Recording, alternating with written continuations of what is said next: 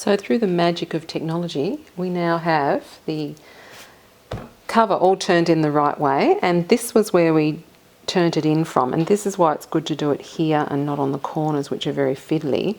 You can just fold in these pieces, and when we sew around the edge like this to give a bit of a, it just makes it a lot firmer on the edge, and it is a book, so it's going to sit up somewhere in the shelf one day. Yeah, when we sew along here, that will close up that seam and you won't know that it's there, basically. So that's really the basics of it.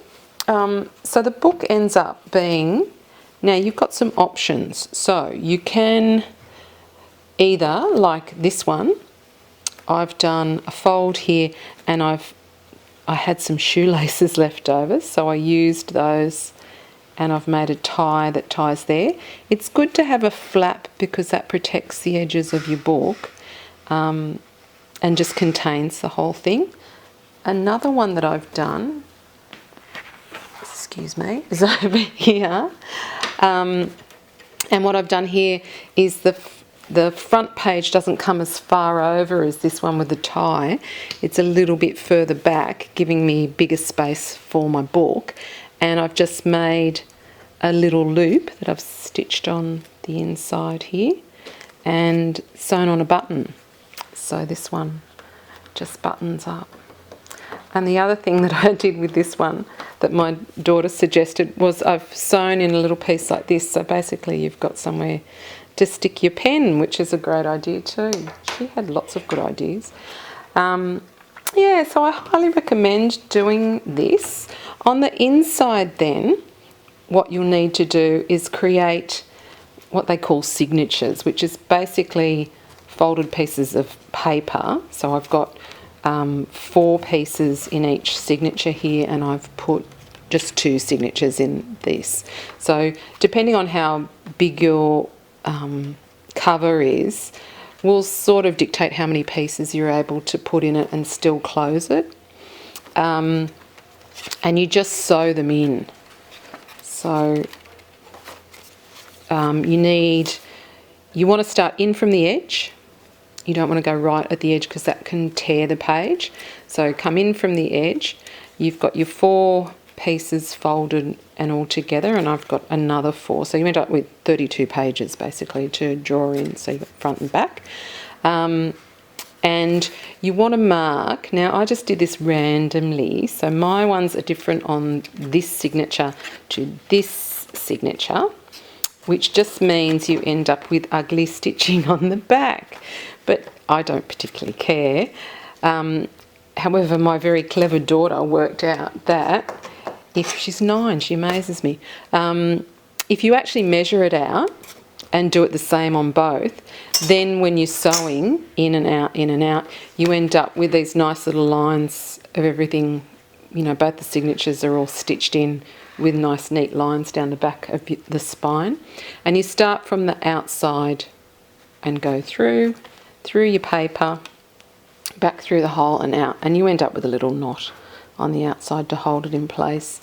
I did on this one, because initially I wasn't very excited about having the knot on the inside, so I actually did it, on the outside, so I actually did it on the inside. So you've got some options there. I mean, it's not rocket science, you know, do what you want. If it doesn't work, it's only a couple of bits of material and an hour or so of your time.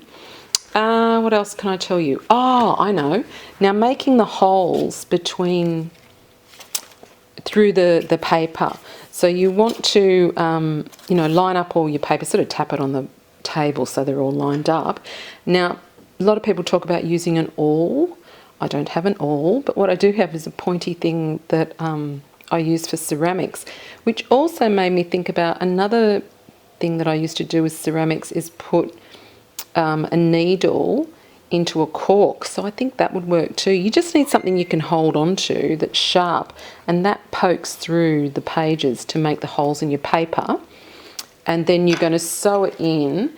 Now there's lots of options for that too. I've heard people use dental floss because it's really strong. You can use silk thread. and there's all, you know, sorts of professional cords that you can use for bookbinding. I went again to some Japanese bargain store in opposite UTS in the city and picked up a pack of all these gorgeous colours, which was for friendship bracelets, but they're plenty strong enough, so I use that to sew my pieces in, and that's been fine. So there we go. This is what you'll end up with, or a variation of your own making. So, and it's a lovely thing to do. I think they'd be beautiful gifts for people, and nice. I'm going to go travelling soon, and I'm going to take one of the small ones with me so that I can, my phone's going off, sorry. So that I can have something to draw with. It's not, you know, huge and clumsy, and won't get ruined in the bag. You know how pages always get crushed up against something. So yeah, enjoy. I hope you've liked this video, and I hope it's been helpful, and post any questions if you have any queries about what I've said, because like I say, I'm no Armani, Yves Saint Laurent, Colette Dinningham, whoever. I'm just someone who likes, well, I'm an artist. My main thing's painting. It's definitely not sewing, and I think these worked quite well.